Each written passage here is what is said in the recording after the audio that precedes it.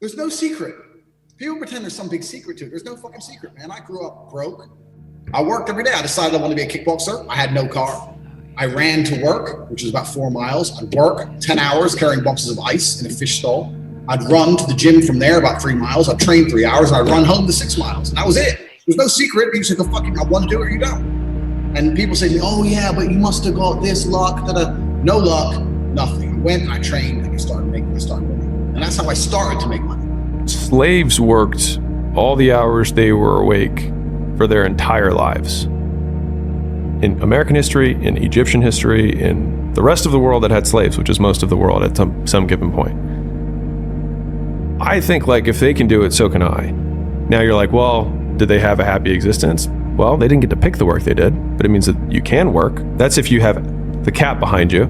You can work every hour of the day. I'm like, well, if you get to have the cheese and you get to eat the cheese the whole way you're going, then, I mean, there's the famous quote, the person who loves walking walks further than the person who loves the destination, right? And so, like, I think it's the same thing. The 3 most valuable skills a man can have.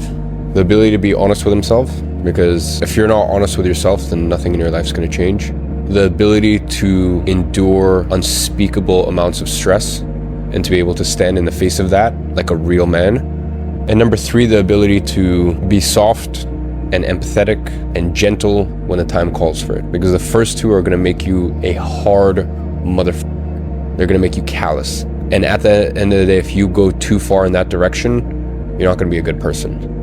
So that's why the 3rd one's very important. You cannot wish for a strong character and an easy life. Each is the price of the other. What if what you're going through isn't hard? What if you're just sensitive? I think that most of us can look back on our lives to 10 years ago and think about the problems that we were dealing with then and think about how much of a pittance and how small those problems were compared to the problems that we deal with today. At least that's how I probably feel. Maybe you feel the same way. And so I then think, okay, well, if I feel that way about the problems that I had 10 years ago, then 10 years from now, Alex will look back at the problems that I'm dealing with today and feel the same way. And so if he feels that way then about the problems that I have now, then the only difference is the perspective that he has that I don't have.